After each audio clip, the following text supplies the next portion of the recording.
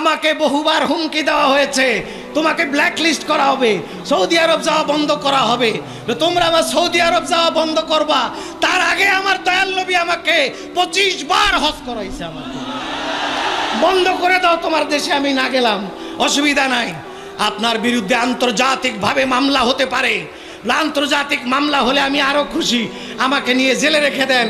আমি আন্তর্জাতিক মামলা কেন, আমি গোটা দুনিয়া ছাড়তে পারি, চাকরি ছাড়তে পারি, মান সম্মান ছাড়তে পারি।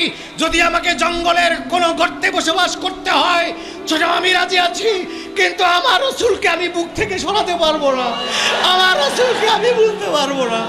তোমরা যতই যা করো, আমি রাসূলকে বলতে পারবো না। আমি মনে করি পৃথিবীর শ্রেষ্ঠ আলেম, পৃথিবীর সবচাইতে বড় আলেম, পৃথিবীর 700 কোটি মানুষের শ্রেষ্ঠ জ্ঞানী ব্যক্তি, আলেম ব্যক্তি, তার ভিতরে যদি আমার নবীর প্রেম না থাকে, তার ভিতরে যদি নবীর আদব না থাকে, আমি তাকে আমার পায়ের জুতার সুতলা মনে করি, এর বেশি মনে করতে পারি না। রাস্তার মুচি, রাস্তার চামার, রাস্তার একটা সুইপার যদি তার কলিজায় নবীর প্রেম থাকে, নবীর আদব থাকে, আমি আমার মাথার তাজ তাকে আমি মনে করি। সুতরাং এর ঊর্ধ্বে আমি যেতে পারবো না। সৌদি আরবের দরকার নাই, মক্কার দরকার নাই, মদিনার দরকার নাই, মদিনাওয়ালা মক্কাওয়ালার দরকার আমার। তার কাছে আমি থাকতে চাই।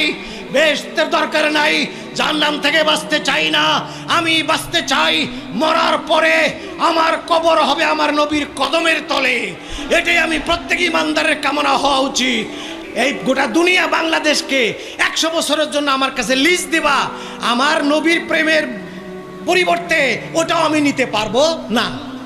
আমরা হুসাইনি মুসলমান, আমরা ইয়াজিদি মুসলমান না, আমরা হুসাইনি মুসলমান। তোমরা মনে রেখো, এক হুসাইনকে শহীদ করে মনে করেছিলে দুনিয়া থেকে রসুল প্রেমিকদেরকে সরাতে পারলাম, তাদেরকে দুর্বল করতে পেরেছি, কিন্তু না, বলে দিচ্ছি পরিষ্কার ভাষায়, এক হুসাইনকে তোমরা শহীদ করেছো।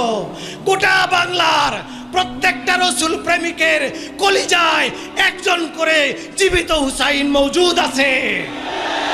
আমরা তার সঙ্গে চলবো, আমরা জীবন যে কোনো সময় দিতে পারি, রসুল প্রেমের সঙ্গে আপোষ করতে পারি না।